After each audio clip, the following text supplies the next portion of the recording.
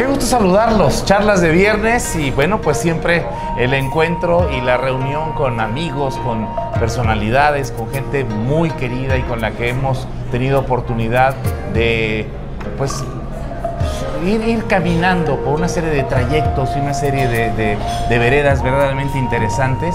Hoy saludándolos desde Daruma, en Parque Hundido, ni más ni menos que con Fernando Coca. Querido Fernando Coca, periodista, jefe de información, un hombre siempre comprometido con la búsqueda de la verdad, de los datos que puedan a ustedes serles de utilidad. Y bueno, pues lo ha hecho en distintas áreas, en distintas empresas de la televisión mexicana. Por supuesto estuvo, y ahí también en algún momento coincidimos, en TV Azteca. Ahora se integra y está laborando para el área de noticias y la vicepresidencia de noticias de Televisa. Noticias en una empresa tan destacada y tan importante. Fernando, qué gusto verte, ¿cómo estás? Mi querido Polo, gracias por la invitación. No, al contrario, y además, a ti. En este lugar que a mí me trae muchos recuerdos. Fíjate que cuando Amparo y yo éramos novios, veníamos a comer aquí muy seguido. Así que el lugar es de muy buenos recuerdos. Surgen las emociones, claro. Saludamos siempre con mucho afecto a Amparo y con mucho cariño a toda la gente de Fernando, a todos los amigos que pues hemos coincidido en muchas circunstancias y además lo estamos haciendo, que me permito comentar, Fernando, claro, amigos, que el programa lo grabamos una semana previa y después ya lo llevamos a las redes, a los distintos espacios, porque en algunos momentos, bueno, pues hay algunos datos que quizá no están tan cercanos a la realización de los hechos. Y digo porque la semana anterior platicamos de un proceso de elecciones que estaba por realizarse, cuando ya estábamos muy cerca de ello, pero a final de cuentas, bueno, es evidente que esto no está tan desfasado, estamos muy cerca del momento, ahora a una semana de lo que fue ese proceso. Nos está tocando vivir cosas muy interesantes, porque con Fernando, siendo un hombre muy joven, por supuesto, porque es un periodista joven. No tanto. Ya no tanto. Ya no tanto. Pero bueno, pues 30 años recientes nos permitieron ver una serie de momentos muy interesantes en la vida de México, Fernando. Fíjate que lo que vivimos el domingo pasado, el domingo 1 de julio, es algo que ni tú ni yo habíamos visto con un partido de oposición en México. Nacimos y nuestros padres, nuestros abuelos habían crecido con un partido único, hegemónico, surgió en 1929. Lo más cercano que estuvimos a eso, primero fue en 97, cuando el PRI, ese partido hegemónico, pierde el control de las cámaras del Congreso de la Unión. 3 años después hay una alternancia, un partido también ya bastante añejo como el PAN, surgió en 1939, si no mal recuerdo, gana la presidencia de la República, repite 6 años después, el PRI regresa en 2012 y el 1 de julio vemos que un partido se lleva absolutamente todo, el control del Congreso, la presidencia de la República, con un candidato que obtiene 31 millones de votos. No había sucedido nunca. Nunca, es el presidente con mayor número de votos. Creo que ser testigos de esta parte de la historia, después de todo lo que vivimos nosotros, fue algo que se fue generando poco a poco en este país.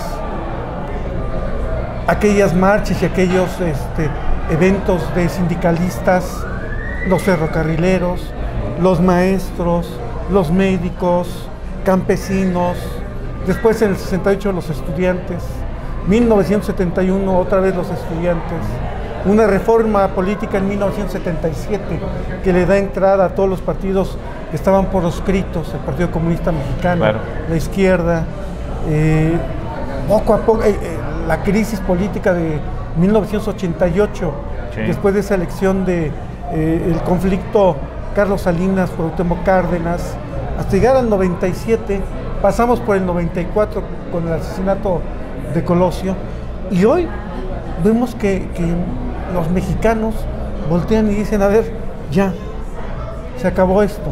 Creo que es el inicio de un nuevo régimen. Creo que la gente decide darle el voto y el control político de este país no solo a un hombre, sino a un proyecto, para cambiar las cosas del estado en el que se encuentran hoy. Claro. Entiendo que es muy difícil para muchos jóvenes que nos pueden estar viendo hoy entender todo esto. Ellos quizás, los que tienen 18 años, incluso los que tienen poco más de 20, no vivieron las crisis económicas que vivieron nuestros padres y que vivimos nosotros. Cierto. Nuestra generación estuvo en permanente crisis y hoy creo que con todo y las fuerzas políticas que se desgajaron en esta elección, hay esperanza de que todos juntos, el partido que ha ganado y los que perdieron las posiciones que tenían, pues van a tener que reflexionar y decir, oigan, el mensaje es muy claro, los mexicanos ya no quieren todo lo que hemos vivido. Claro. Tenemos que cambiar.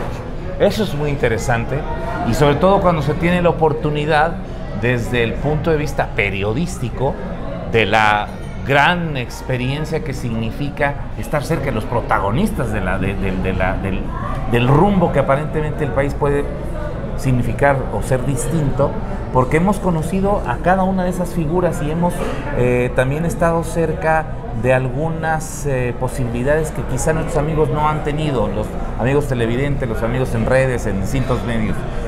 Esa cercanía tuya con quienes ahora están protagonizando la historia o son creadores, forjadores de esta historia del día a día, a ti te ha significado una experiencia que yo creo que muy valiosa. Fíjate que yo conocí a Andrés Manuel hace muchos años, incluso en Tabasco nos conocimos. Mi padre tenía familia en Tabasco y en alguno de esos viajes lo conocí siendo él presidente del PRI en Tabasco. Nos dejamos de ver años, muchos años. Y en una de estas marchas que hizo de Tabasco a la Ciudad de México, en esa elección en donde él dice que hay un fraude en contra del movimiento que le encabeza el PRD ya, y siendo ganador Roberto Madrazo, viene marchando de Tabasco a la Ciudad de México. Hace una escala para dormir en Ixtapaluca, que es el municipio de donde yo soy oriundo. Y un regidor en ese entonces, el profesor Néstor Lecona, me dice, oye, él era regidor por el PRD, no tengo con qué recibir al compañero López Obrador, no traen comida, no tienen dónde quedarse a dormir. Hicimos una serie de gestiones, nos permitieron que durmieran en el auditorio municipal y ahí hicimos una cooperacha y fuimos ya en la noche al mercado por tamales y atole y se los llevamos al contingente que traía, no eran muchos por fortuna, porque si no, quién sabe qué pasó. Después de todo este asunto, por cuestiones de la vida y de la profesión, estaba yo trabajando en Televisión Azteca. Y Andrés Manuel comenzaba su mandato como jefe de gobierno en el año 2000 y me tocó ir a cubrirlo en estas conferencias que daba en la mañana. Nos reencontramos ahí, recordamos muchas cosas. Algo sucedió en TV Azteca que pues salimos bastantes compañeros. Yo les digo que soy muy afortunado porque a partir de ese momento yo digo que no, es alguien que no se ha quedado sin trabajo más de 2 horas. ¡Qué maravilla! Yo firmo mi renuncia en TV Azteca y recibo una llamada de César Yáñez y me dice, oye, el licenciado López Obrador quiere hablar contigo. Y oye, estoy entregando aquí en TV Azteca. Sí, ya nos enteramos. Y por eso quiere hablar contigo. Terminé de hacer la entrega de todos aquellos instrumentos que nos daban para realizar nuestra labor diaria. Me traslado al Palacio del antiguo Ayuntamiento y en cuanto llego me recibe el jefe de gobierno y me dice, oye, necesito a alguien que me ayude en la mañana. En ese entonces estaba una gran amiga y una gran colaboradora de Andrés, Vianey Lozano, que se iba a ayudarle a un senador a algunas cuestiones de comunicación. Y me dice, va Vianey, pero me gustaría que te quedaras tú. Conoces a los muchachos de La Fuente, tú y yo nos conocemos, compartimos algunas cuestiones, échame la mano. Y a partir de ahí, unos meses estuve con Andrés Manuel nos veíamos diario, de domingo a domingo, a las 6 de la mañana, antes de que empezara su conferencia de prensa. Vivimos muchas cosas juntos, platicamos muchas más. Eran momentos de tensión con el gobierno federal. Uno de esos fue la renuncia de Leonel Godoy a la Secretaría de Seguridad Pública. Leonel se va como secretario general de gobierno con Cárdenas Batel a Michoacán. Y Andrés Manuel me dice, se va Leonel y yo necesito a alguien que se quede, pero ya estamos empezando a bajar ya los índices delictivos, principalmente dos, el de robo a vehículo con violencia y robo a casa habitación. Estaban disminuyendo. Había otros de más alto impacto que estaban a punto de ser controlados, pero bueno, se dio una tensión muy fuerte con el gobierno de la República. De inicio, el presidente Fox no aceptó la propuesta que hizo Andrés de Paco Garduño para ser el secretario de Seguridad Pública. Fue una semana de tensión hasta que Andrés saca un as de la manga y dice, Marcelo Ebrard, cosas de la vida, será el próximo secretario de Relaciones Exteriores. Así es. Fox no tiene objeción y se nombra a Marcelo Ebrard. Después de eso, unos meses después, se venía una visita de la última, de Juan Pablo II a México. Y un gran amigo, lo pasan, dentro de Televisa lo pasan a otra área, y otro gran amigo también, Alejandro Cacho, me dice, oye, ¿por qué no te vienes a trabajar con nosotros a Televisa? Oye, estoy con Andrés, estoy bien. Oye, pero lo tuyo es esto. ¿Qué haces? La información en medios. Y ya voy, sí, y ahí voy. Y hablo con Andrés, le digo, oye, Andrés, me está invitando a Alex Cacho a colaborar con ellos en Televisa, en Canal 4. Muy bien, perfecto. Si yo te necesito, te voy a hablar y espero que te regreses. Muy bien. Llego a Televisa. Sin embargo, nos seguimos frecuentando. Claro. Yo visitaba a Andrés cuando menos una vez por semana. Posteriormente, por cuestiones de trabajo, por cuestiones... Cuando seguía en la jefatura de gobierno. Cuando él seguía como jefe de gobierno, se abrieron un poco los espacios para vernos cada 15 días, cada mes, cada 2 meses. Pero seguía la comunicación fluida por medio de personas que colaboraban de cerca con él y por medio de César Yáñez. La plática era cómo se veía desde afuera, cómo actuaba el gobierno de la ciudad, cómo se veían los conflictos que se tenían con el gobierno federal y cómo veíamos el actuar no solo del gobierno federal, sino de los gobiernos estatales. Claro. De ese momento. En general, no solamente los perredistas. No, todos. Ya existían, por supuesto, gobernadores que habían sido elegidos por el PRD. Había salido ya Ricardo Monreal de la gubernatura de Zacatecas, por ejemplo. Ya estaba llegando Amalia García a Zacatecas mismo. Cárdenas Batel estaba en Michoacán. Claro. Estaba él en la Ciudad de México, y el PRD empezaba a tener presencia importante en capitales de ciudades, principalmente del centro hacia el sur, sureste, y el PRD empezaba a adquirir una presencia en el Congreso importante. Y de eso platicábamos. Claro. Las iniciativas.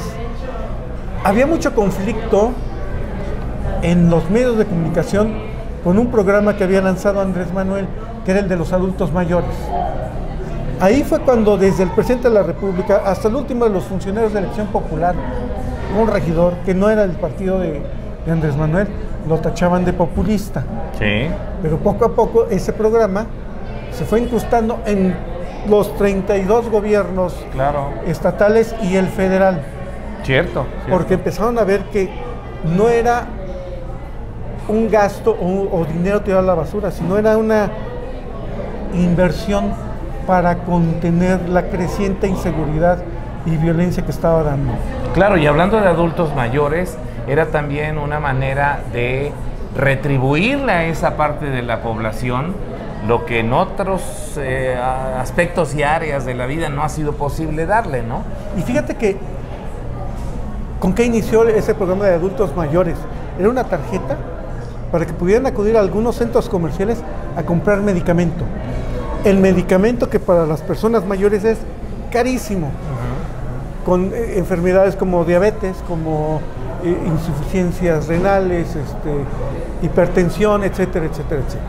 Y de esa manera se logró... Se paliaba un poco la carga que eran para algunos familiares de estos adultos mayores.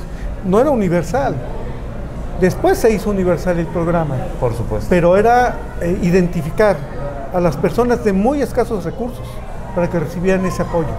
Mencionaste hace unos minutos, Fer, lo que fue la etapa del 88 y mencionaste al ingeniero Cuauhtémoc Cárdenas, que por cierto lo vimos en días recientes reencontrarse con el licenciado López Obrador. Ese momento tenía, por supuesto, a candidatos como Rosario Ibarra de Piedra, tuvo como candidato de Acción Nacional a Manuel Cloutier.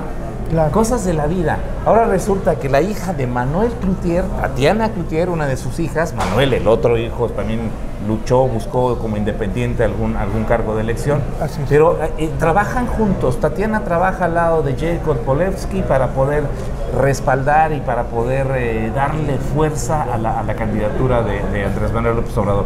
¿Qué opinión te merece todo esto? Alguien me dice, ¿están regresando políticos? Puede ser que sí tengan razón, de un viejo sistema uniéndose a quizá con la posibilidad de rejuvenecer algunos aspectos. Pero tú, ¿qué opinas al respecto? Mira, para que la cuña apriete, tiene que ser del mismo palo. Es muy buena frase. Sin embargo, creo que Tatiana Cloutier no es una política de la vieja guardia. ¿Qué sucede con Tatiana? Algo que vimos en la elección de 2006 y 2012. La reacción a los ataques que recibía Andrés era tardía. Gracias a las redes sociales, o como ellos dicen, a las benditas redes sociales. Así lo dijo en el Zócalo. Y que Tatiana Cloutier le entiende muy bien a esto. La reacción fue inmediata. No dejaron pasar ni siquiera horas para responder cada uno de los ataques. El que Tatiana tenga una presencia importante o tuviera una presencia importante en la campaña de Andrés y ahora en lo que está organizando como gobierno, nos debe dar confianza.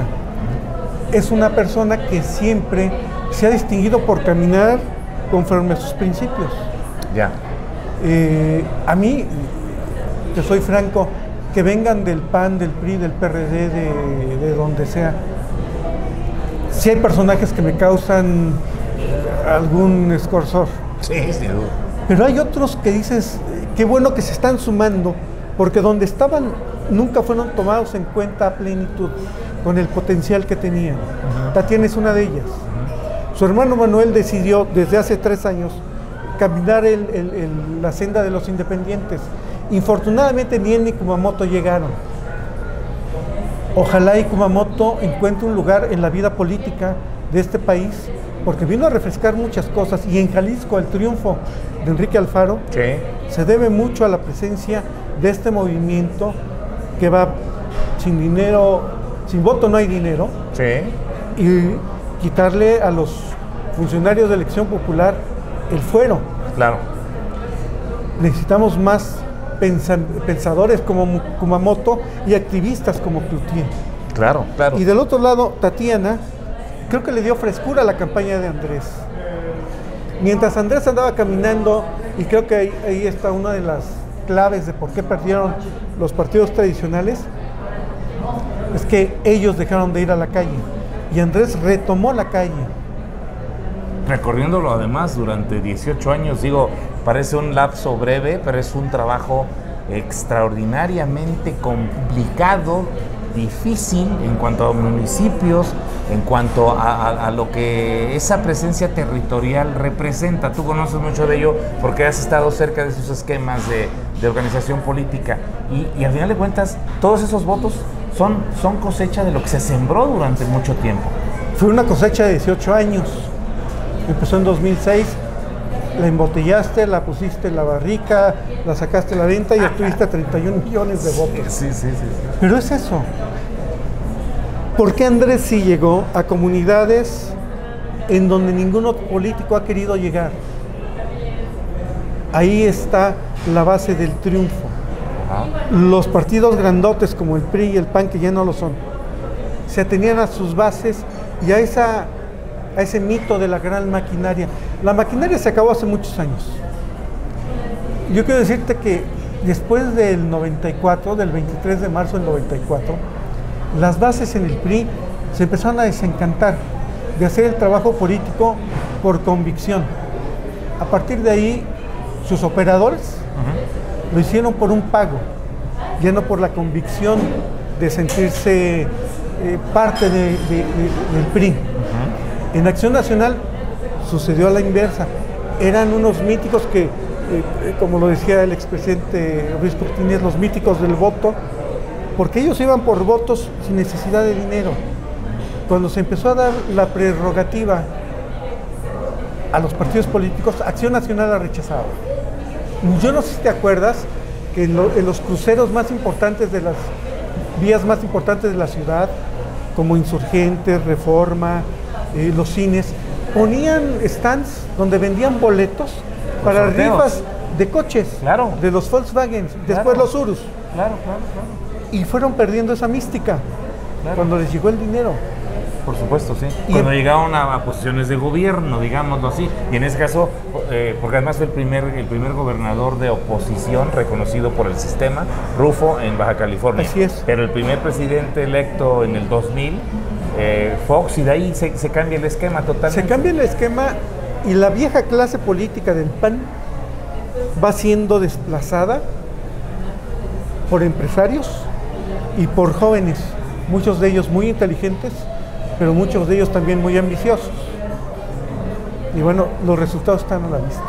Oye, el asunto de esta suma o integración de partidos y coaliciones para tratar de fortalecer ideas, el Frente, por ejemplo, lo que sucede también con otras organizaciones políticas, a final de cuentas está diluyendo la fuerza de esos partidos en lugar de fortalecerlos. Creo que fueron, no sé, el 23% sumó Ricardo Anaya, más o menos 22% de la votación. Es decir, ¿se pierden realmente estos partidos? Yo creo que perdieron identidad, militancia y fuerza electoral. Tú veías en un distrito a un candidato del Frente que venía de Movimiento Ciudadano, era propuesto por Movimiento Ciudadano, no era militante de Movimiento Ciudadano, pero alguien que decían que podía ganar. Te encontrabas a un candidato del PAN en un distrito en donde siempre ganaba el PRD. Te encontrabas a un candidato del PRD en territorio comanche, porque él siempre ganaba el PRI. Diluiste la fuerza electoral de tu partido. ¿Qué es lo que te da esa fuerza? Tus candidatos en su zona de influencia. Ya es por el tiempo que han estado haciendo la labor política, claro, levantando comités, etcétera, etcétera. Claro. No es cosa nada más del Frente. Le sucedió al PRI y le sucedió a la coalición de Juntos Haremos Historia. Claro. Alguien me decía, es que las ideologías de los partidos se acabaron hace muchos años. La caída del muro de Berlín acabó con las ideologías en todo el mundo. Ya no podemos hablar de izquierdas, de derecha. Es un masacote ahí raro el que se ha hecho en todo el mundo. Claro. Hay experiencias, retomando la del Frente, Chile. Izquierda y derecha se suman para tirar de la presidencia a Pinochet. Sin embargo, quien asume por primera vez la presidencia en Chile es alguien de la derecha. Pero la izquierda está a gusto porque ya quitaron al dictador y hay espacios en el Congreso que los representan. Pero aquí en México, queriendo hacer lo hicieron en Chile, o lo hicieron en Alemania, o lo que han hecho en otros países, en donde las fuerzas de izquierda y derecha, o de centro derecha y centro izquierda, se unen bajo un fin, Aquí fue solamente para ir a cachar votos. Ya. No había una cuestión programática que nos dijera, me convence. Además, y con todo respeto para todos los políticos de este país, creo que esta es la elección en donde menos propuestas escuchamos. Era más acusar o señalar defectos, problemas, hacer evidentes una serie de componendas, arreglos y tirar porquería al aire a ver dónde caía. Y ahora, hay un personaje que después de 2006 se dedica a recorrer el país y su programa de gobierno lo está promocionando en 3 mítines al día, de domingo a domingo. No necesitaba, mi programa de gobierno es este, no, ya lo conocíamos. No conocíamos el del señor Meade, no conocíamos el del señor Anaya, y del otro personaje, bueno, pues ni hablar, ¿no? No dio tiempo. No, digo, pues mejor le mochamos los tiempos y ahí muere. Le mochamos los tiempos. Pero si lo veníamos escuchando día con día, no, sus adversarios hablaban de él todos los días, a todas horas. No necesitaba más promoción que la de ellos. Claro, y dictaba agenda, además, establecía desde muy temprano lo que iban a ser los temas del día y de las reuniones de los demás candidatos. Lo hizo como jefe de gobierno, como candidato, como dirigente, como candidato, como líder social, como precandidato, como candidato y ahora ya como candidato a ganador. Falta que le entreguen la constancia de virtual mayoría presidente electo. Oye, Fernando, en los temas de hablar de la elección y de la casi inmediata respuesta del presidente en turno, el licenciado Peña Nieto, que recibe el martes a las 11 de la mañana en un jolgorio, porque afuera era una fiesta, y vete a saber cuánto más había de gente que quería verlo y saludar al candidato electo. Hay quien me dice, el licenciado Peña ha sido muy inteligente, jugó muy bien sus cartas, aprovechó el momento, va a salir muy bien librado de toda una serie de temas difíciles durante su sexenio, y ni te digo, Casablanca, Yotzinapa, Tatlaya, tiene un montón de... ¿Tú cómo ves? ¿Tú qué lectura tienes de ese reconocimiento? ¿No había de otra o fue hábilmente manejado? No, yo creo que no había de otra. El margen de victoria que tiene Andrés Manuel López Obrador, con el control político que le otorga a la ciudadanía en el Congreso de la Unión y los congresos estatales y las gubernaturas que se ganaron, no le dan margen de maniobra a sus ahora opositores de oponerse a que llegara. ¿Por qué Meade sale y reconoce la derrota como nunca antes en este país se había reconocido? El primero en hacerlo, El primero en hacerlo. Porque es un candidato que está abajo del 20% de preferencia. Ni madrazo había obtenido tampoco. ¿Por qué Anaya sale a decir que reconoce el triunfo de Andrés Manuel? Porque él estuvo abajo de los votos que tuvo Josefina Vázquez Mota. ¿Por qué sale el presidente de la República a reconocer el triunfo del dirigente opositor más crítico de su gobierno? Porque son 30 millones de mexicanos los que le están diciendo, presidente, ya se acabó. Políticamente no tiene más camino. Qué bueno que lo hizo. Qué bueno que lo hizo. ¿Es una decisión que puede ser histórica? Qué mejor que lo hizo primero Meade. Okay. El simbolismo del partido hegemónico durante casi un siglo en este país, que es el Partido Revolucionario Institucional en sus diferentes etapas, es muy significativo que el candidato de ese partido fuerte, partido de Estado, partido de gobierno, salga a decir, nos ganaron, y bien, punto. Y luego el presidente del partido, René Juárez, salir a decir, pues en ningún estado ganamos, y estábamos a ver peleando si Yucatán lo retenemos. Esos reconocimientos son no solo para los que han ganado, sino hacia adentro, decir, señores, ya no valemos lo que creímos que valíamos. Yo te cuento una cosa y yo creo que los amigos también lo deben de compartir con nosotros. Pocos imaginaban ese escenario. Yo hasta lo fotografié en la pantalla, ¿no? Cuando el presidente de la República dice, reconocemos y enviamos un saludo al virtual ganador de la presidencia de la República para tal periodo, el licenciado Andrés Manuel López Obrador. Yo creo que el propio Andrés, porque hay perseverancia y porque hay insistencia y porque hay yo diría que sería vocación de lucha constante, pero era algo que no hubiésemos imaginado muchos, mi querido Fernando. Sí, si los tramos de diferencia de votos hubieran sido más reducidos, hubiéramos tenido jalones y estirones y hoy estuviéramos platicando de otra cosa. 0.26. Bueno, año 2000 y todo lo que eso representó. Y todavía habemos quienes dudamos que el señor Calderón ganó la presidencia. Sin embargo, este movimiento que se va generando día a día durante 12 años, da resultados. Y el resultado es reconocer que alguien ganó. No tenemos ningún conflicto postelectoral, más que en Puebla. Yo creo que ahí... quizás se repita la elección. Yo creo que debería repetirse esa elección, sí. Y tener los ojos muy avispados en ese estado. Pero lo demás es una... Yo no quiero llamarle paliza. Yo creo que es un llamado de atención de la ciudadanía a sus gobernantes. Señores, ya no.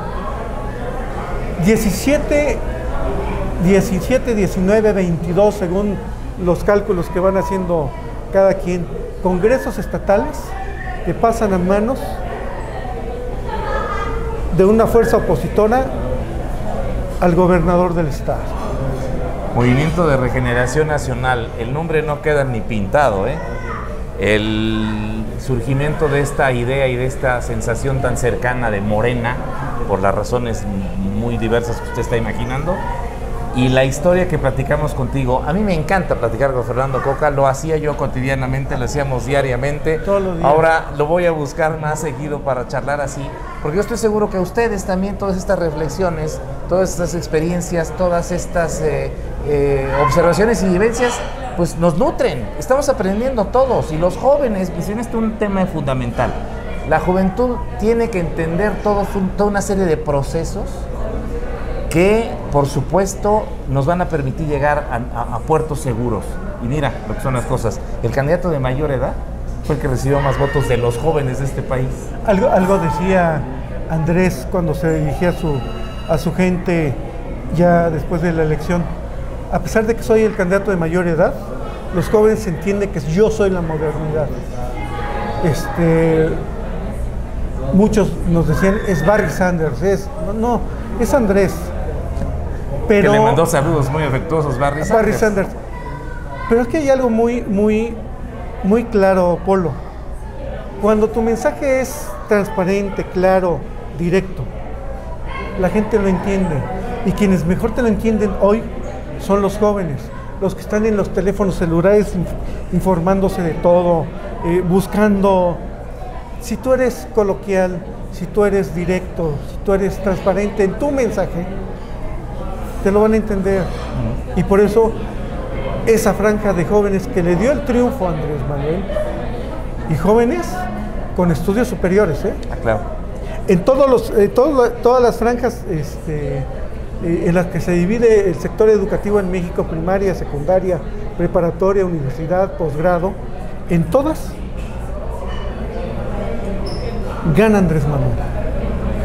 ¿Por qué? Bueno, ya los sociólogos, los politólogos nos los van a explicar, pero yo creo que es la sencillez del mensaje. No solo es decirle a la gente que vas a subir un Twitter en la mañana a las 7 de la mañana. Creo que te entienden más cuando voy a subir un mensaje a mi Face y todos volteamos, ay, dijo Face. La gente lo conoce así. Por eso estamos en Facebook, por eso estamos en Twitter, por eso estamos en YouTube y por eso yo le voy a pedir a Fernando Coca, con el cariño, la admiración y el respeto que le tengo, porque además como amigo mío, charlar varias veces en los próximos meses. Sé que tiene una agenda y una carga de trabajo. Cuando tú me digas, Polo, yo estoy aquí. Pero te agradezco, lo valoro mucho y lo aprecio siempre mucho de tu parte, porque así estamos todos cada día conociendo mejor a nuestro país y cada día conociendo mejor lo que puede ser nuestro futuro. No somos ni astrólogos ni vamos a hacer predicciones, pero sí ver algunos escenarios. Te agradezco mucho este tiempo. Polo, yo te agradezco más. Mil gracias a todos los que nos escuchan, nos ven y ojalá pronto nos podamos volver a ver. Tengo la certeza que será así. Gracias, Fernando Coca. Gracias a la doctora Florisa Barquera, que por supuesto nos apoya, productora, realizadora, editora, está en la cámara, es un encanto de apoyo siempre. Gracias, Flori. Un abrazo y un saludo a Yoji Sugawara, querido Yoji, por permitirnos estar aquí, nuestro anfitrión. Y en este lugar entrañable. Que entrañable por todos los recuerdos, por todos los momentos y por lo que estamos construyendo hoy aquí también para el futuro. A Faustino Martínez, gerente general de esta bella instalación, y especialmente a ustedes por permitirnos compartir estas emociones, estas ocasiones a través de nuestras redes sociales. Soy Leopoldo de la Rosa y como siempre, muchas gracias. Hasta siempre.